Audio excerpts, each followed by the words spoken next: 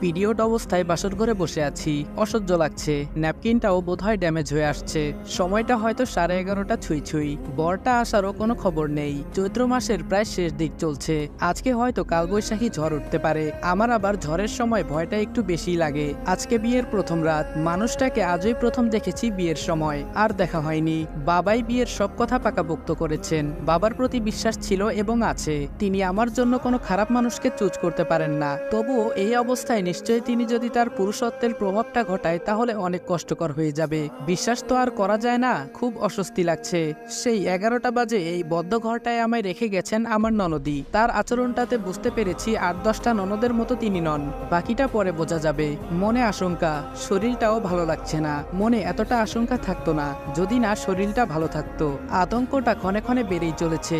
অচেনা একজন মানুষ, তার উপর ওনার পুরো অধিকার আছে আমার উপর, যদিও আমারও আছে তার প্রতি। তবুও সে যদি চায় আমি কি না করতে পারবো? সে তো আর একটা মেয়ের এই অসহ্যনীয় যন্ত্রণার কথাটা বুঝতে পারবে না। সে তো নিজের ক্ষুধাটা নিবারণ করবে। এতে যে আমার জীবনটা বেরিয়ে যাওয়ার মতো অবস্থা হয়ে যাবে। ঘড়ির কাঁটা এখন 11:50। বাহিরে ঝুম বৃষ্টির সাথে অতিবেগে বাতাসও বইছে। একলা ঘরে বসে আছি।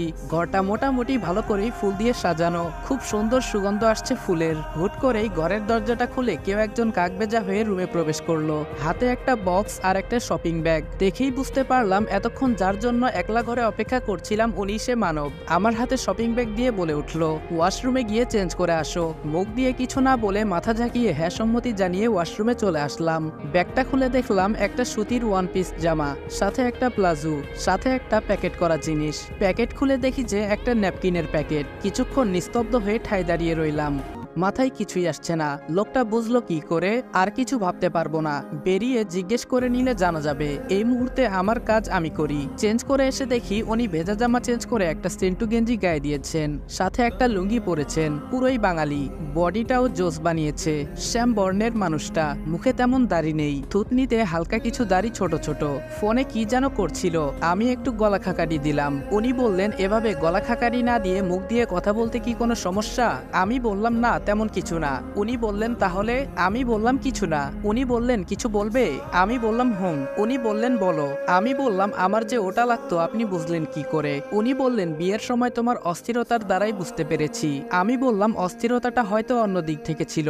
উনি বললেন, তবে বসতে আনইজি ফিল করাটা? আমি বললাম, হুম। বসা থেকে উঠে টেবিলের উপর থাকা বক্সটা খুলে আমায় কাছে ডাকলো। একটা কেক রাখা। উনি বললেন, শুভ জন্মদিন মিস অনু। অবাক হয়ে লোকটার মুখের দিকে তাকিয়ে রইলাম। লোকটা জানলো কি করে যেখানে আমি নিজেই ভুলে গিয়েছি আজ আমার জন্মদিন? পরপর 2টা বিস্ময় আমাকে বিস্মিত করে দিয়েছে। উনি বললেন, সরি, তোমাকে একটু বেশি ওয়েট করতে হয়েছে। শুধু কেকটা হলে বন্ধুদের বললে ওরা নিয়ে আসতো, তবে তোমার অতি প্রয়োজনীয় জিনিসটা তো ওদের দিয়ে আনতে পারি না। অবাকের স্বরে বললাম, আপনি জানলেন কি করে আজ আমার জন্মদিন? উনি বললেন, নিকাহনামা স্বাক্ষর করার সময় তোমার জন্ম তারিখটা আমার চোখে পড়েছিল।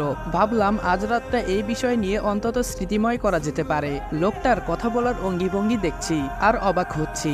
অবাক হওয়া কি সত্যের, নাকি তাকে আমার মনে ধরেছে? কেকটা কেটে একে অপরকে খাইয়ে দিলাম। উনি বললেন, শোনো, ঘুমিয়ে পড়ো, তোমার ঘুমানোর দরকার। আমি বললাম, আপনি ঘুমাবেন না? উনি বললেন, হুম। তারপর দুজন ঘুমিয়ে পড়েছি। সকালে ঘুম ভাঙার সাথে সাথেই অবাক হয়ে চেয়ে রইলাম। কিছু বলার ভাষা আমার নেই। সকালে ঘুম ভাঙার সাথে সাথেই অবাক হয়ে চেয়ে রইলাম। কিছু বলার ভাষা আমার নেই। লোকটা কোলবালিশটাকে জড়সড়ভাবে জড়িয়ে ধরে ঘুমিয়ে আছে। মনে হচ্ছে এটাই তার স্ত্রী, আমি কেউ না। তবে যাই হোক, অসম্ভব লাগছে। ইচ্ছে করছে গালে একটা চুমু খাই, বাট খাইতে পারছি না। উঠে ফ্রেশ হয়ে নিলাম। ড্রেসিং টেবিলের সামনে বসে আছি আর গুনগুন করে গান গাইছি। নিজেকে অনেকটা খুশি খুশি লাগছে। কেন লাগছে জানি না। সকাল 6:30। লোকটা উঠে ফ্রেশ হয়ে বেরিয়ে গেল। শাশুড়ি মা খেতে বলল, কিন্তু তিনি খেলেন না। শাশুড়ি মা কাজ করছে। উনি আমাকে ডেকে ওনার পাশে বসালেন। শাশুড়ি মা বললেন, খারাপ লাগছে নাকি বৌমা? আমি কিছুটা কাঁপা কাঁপা গলায় বললাম, না, নতুন জায়গা, নতুন মানুষ, কাউকেই চিনি না। শাশুড়ি মা আসার পর থেকে এই প্রথম বাক্যের কথাটি আমার সাথে বলল, তাও কি একটা প্রশ্ন। শাশুড়ি মা বলল, বুঝলে বৌমা, তুমি হয়তো মুখে না বলছো, তবে আমি বুঝতে পারছি। এক সময় আমিও তোমার এই বাড়িতে নতুন বউ হয়ে এসেছিলাম। আমারও মনের মাঝে একটা জড়তা কাজ করেছে। একটা সময়ের পর দেখবে সব ঠিক হয়ে যাবে। আর শোনো, আমার ছেলেটাকে নিয়ে বেশি ভাবতে যেও না। শাশুড়ির চেহারার দিকে তাকিয়ে রইলাম। কি বললেন উনি বুঝতে চেষ্টা করছি। শাশুড়ি মা বললেন, বুঝতে পারোনি তো? জানো, আমার ছেলেটা অতি দুষ্টু, আবার গম্ভীর। শাশুড়ির, ওকে বোঝা আমার বড় দায়। কোনো দায়িত্বে তার বাবার দিক থেকে কম নয়। বাড়ির সবটা সে সামলে নিতে পারবে, তুমি শুধু ঘরটা সামলাতে পারলেই হবে। ধীরে ধীরে সব বুঝে যাবে। আমি মাথা ঝাঁকিয়ে সম্মতি পোষণ করলাম। শাশুড়িমা বলল, ওই যে লবণের কৌটাটা দাও তো। আমি লবণের কৌটা এগিয়ে দিলাম। শাশুড়িমা বলল, শোনো বৌমা, আমার ছেলেটা রুটিগুলো পাতলা আর গোল, সাথে নরম খেতে পছন্দ করে, তাই ও খেতে আসলে তারপর তা দিয়ে গরম গরম খেতে দিবা। আজকে বলে দিলাম, মনে রাখবে কথাটা। সে কিন্তু খাওয়া দাওয়ার ব্যাপারে খুব সেনসিটিভ, নিজের মতো করে খায়। লোকটার ব্যাপারে এই প্রথম কোনো কথা জানলাম। শাশুড়ি মায়ের কথা শুনে বুঝলাম শাশুড়ি মা আমার থেকেও বেশি শিক্ষিত, ভালোও বটে। না হয় এরকম সান্ত্বনা হয়তো কোনো শাশুড়ি তার পুত্রবধূকে প্রথম দিনে দেয় না। ওনার কথাগুলো শুনে মনের মাঝে থাকা ডিপ্রেশনগুলো কিছুটা কমেছে। হুট করে একটা বাচ্চা মেয়ে, বয়স 6 কি 7 হবে, দৌড়ে এসে আমার হাত ধরে বলল, ওই উঠো। শাশুড়ির সামনে বসা আমি। শাশুড়ি মা বলল, তুমি এটা কি করছো? পিচ্চি মেয়েটা বলল, ওই সতীন, তুমি কোনো কথা বলবা না, আমি আমার ছেলের বউকে নিয়ে ঘুরবো, তুমি কথা বলার কে? শাশুড়ি মা বললেন, যাও বৌমা, ওর সাথে যাও। ও হ্যাঁ, এটা কিন্তু আমার ছেলের মা, অর্থাৎ তোমার ননদির মেয়ে। পিচ্চি মেয়েটা বলল, তোমাকে আর ইন্ট্রোডাকশন দিতে হবে না, আমি আমার পরিচয় জানি, চলো তো মামি। মেয়েটার মুখের ভাষা আর মাধুর্যতা দেখে আমি অবাক। কত সুন্দর করে কথা বলে এতটুকু বাচ্চা একটা মেয়ে। আমি বললাম, তোমার নাম কি গো আম্মু? মেয়েটা বলল, সাদিয়া ইসলাম স্বপ্নীল, মামা আমাকে নীলু বলে ডাকে। তবে তুমি যে আম্মু বললে না, মামাও বেশি সময় আম্মু বলেই ডাকে। আমি বললাম, আর আমার নাম? আমাকে ধমক দিয়ে বলে উঠলো, অনুরিমা। আমি বললাম, তুমি জানলে কি করে? পিচ্চি মেয়েটা বলল, তোমাকে প্রথম দেখতে আমি আর আম্মুই গিয়েছিলাম। জানো, মামা আম্মুকে জিজ্ঞেস করেনি তার পছন্দ হয়েছে কিনা তোমাকে, আমাকে জিজ্ঞেস করেছিল যে মামি হিসেবে তোমাকে পছন্দ হয়েছে কিনা। তুমি তো আমাকে চেনার কথা, কিন্তু চিনলে না। চিনবেই কি করে? বাবু, তার কি লজ্জা? লজ্জায় তো উনি মাথাটাও তুলতে পারে না। কোনো কথা না বলে এই পাকনা বুড়িটার কথা শুনছি আর অবাক হচ্ছি। মুখ বাঁকা করে বলল, কি মামাকে খুঁজছো? আমি লজ্জা পেয়ে বললাম, না তো, এইটুকু বাচ্চা মেয়েটা আমাকে কি লজ্জাটাই না দিল। ও বুঝলো কি করে আমার মন তাকে খুঁজছে? তখনই ননদি রুমে ঢুকতে ঢুকতে বলল, খুঁজেও লাভ নেই, ভাই আমার এখন প্রচন্ড ব্যস্ত। বাসায় সাধারণ কোনো মেহমান আসলে সে কোনো খাতের দাড়িতে কমতি রাখে না, সেখানে তো তোমার বাড়ি থেকে নতুন মেহমান আসবে, এখানে কোনো কমতি রাখবে কি করে বলো তো ভাবি? ননদির হাতে একটা নাস্তার ট্রে। আমি বললাম, মানে উনি তো বোধহয় নাস্তাটাও করেনি। ট্রেতে রাখা একটা পিঠা হাতে নিয়ে বলল, নীলু, আগে তুমি নাস্তা করো, আমার মামা খিদে সহ্য করতে পারে না, ঠিকই খেয়ে নিবে। আমি বললাম, ও রুমে নীলুর সাথে কথা বলছি, ভালোই লাগছে পুচকিটার কথাগুলো শুনতে। জিজ্ঞেস করলাম, তোমাকে এতটা সুন্দর করে কথা বলা শিখিয়েছে কে? সে বলল, তার মামা তাকে প্রতিদিন রাতে পড়াতে বসায়, সেখান থেকে নতুন নতুন শব্দ শিখায় তাকে। বাবার বাড়ি থেকে অনেক লোকজনই আসলো, মা আসেনি শুধু। ভাইয়াটা এসে জড়িয়ে ধরে কেঁদে উঠলো। আমি বললাম, কি রে, কাঁদিস কেন? ভাইয়া বলল, তোকে ছাড়া ঘরটা ফাঁকা ফাঁকা লাগে। আমি বললাম, সবসময় তো বলতি আমার বিয়ে হলেই শান্তি। ভাইয়া আর কিছুই বলেনি, বেরিয়ে গেল রুম থেকে। হয়তো আমার সামনে অস্ত্রপাত করতে চাইনি। বাবা এই বাড়ির মুরব্বীদের সাথে কথা বলছে। সকালে ঘুম থেকে উঠার পর হতে এইমাত্র লোকটার দেখা মিলল, মেহমানদের আপ্যায়ন করতে ব্যস্ত। ননদিকে জিজ্ঞেস করলাম, আচ্ছা আপু, যা বুঝলাম আমি, উনি হয়তো নিজের সব দিকটা সামলিয়েছেন। ননদি বলল, হুম। আমি বললাম, এখানে তো দেখছি অনেকেই আছে, তারা কি পারতো না এই কাজগুলো সামলাতে? ননদি বলল, ভাইয়া দেয়নি। আমি বললাম, কেন? ননদি বলল, মেহমান আপ্যায়নে যদি কোনো ত্রুটি থেকে যায় এতে তো আমাদেরই বদনাম হবে, তাই না? তাই ভাইয়া নিজেই সব দিক সামলাচ্ছে, যাতে কেউ কোনো কথা বলতে না পারে।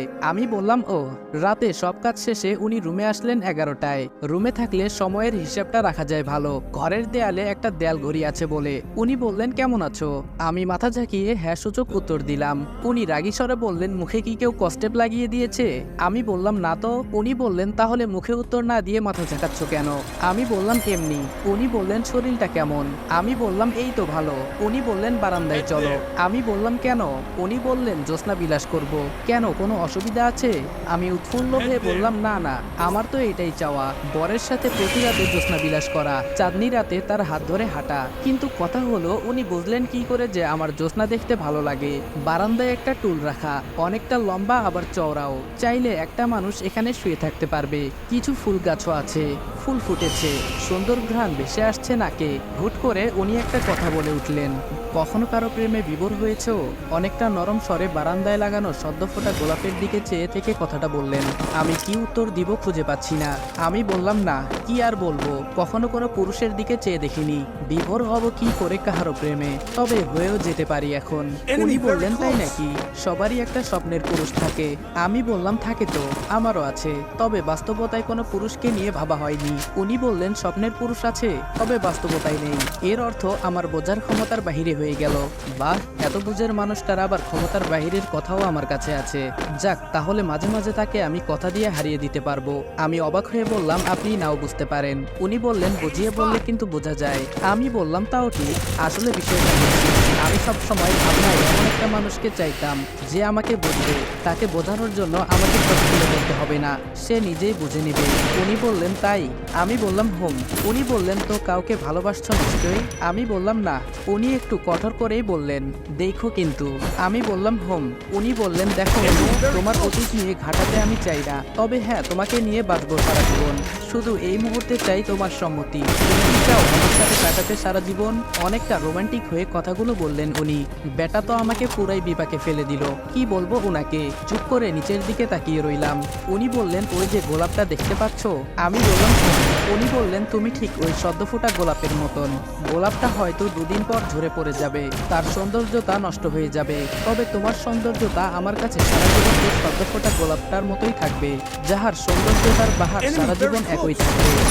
লোকটাও না কিছুই মুখে আটকায় না দেখছি। চুপ করে থাকা ছাড়া আমার যে কোনো প্রতি উত্তর দেওয়ার মতো ভাষা নেই। উনি বললেন, শোনো, আজ একটা কথা বলি। আমি কোনো কথা না বলে চুপ করে আছি। উনি বললেন, কি হলো, মুখে কি কাঁঠালের আঠা বাকি? আমি বললাম, না তো। উনি বললেন, তাহলে কথা কেন বলছো না? আমি বললাম, শুনছি তো, আপনি বলুন। উনি বললেন, নিজেকে কখনো ছোট করবা না, তবে হ্যাঁ, সব ক্ষেত্রে নয়, বিশেষ করে আম্মুর সামনে। কারণ উনি তোমাকে বকাঝকা করবেন ঠিকই, দেখবে কিছুক্ষণ পর উনি নিজেই তোমাকে নিজ হাতে লোকমা তুলে খাইয়ে দিবে।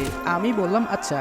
উনি বললেন, আর মায়ের সামনে বেশি শিক্ষিতগিরি দেখাতে যাবে না, কারণ আমার মা 90 দশকের উচ্চ মাধ্যমিক পাস, তো বুঝতেই পারছো কেমন শিক্ষিত মা আমার। কিছুদিন পরে দেখবে। কিছুদিন পরে কেন, কালকে দেখবে। মা আমাকে আর বোনকে একত্রে ধরে পিটাচ্ছে। এটা মায়ের শাসন, আদর, ভালোবাসা। এটাকে কখনো বিদ্রোহ করবে না। মা বলবে, শাসন করবে, তিনি আদরও করবে, ভালোবাসবে, তোমাকে ভুল শোধরাতে বলবে। মায়ের ভুল কখনো ধরতে যেও না, এতে মা কষ্ট পাবে। মনে রাখবে, আমার মায়ের পায়ের নিচে আমার বেহেশত। আমি বললাম, হোম। কথাগুলো মন দিয়ে শুনছি।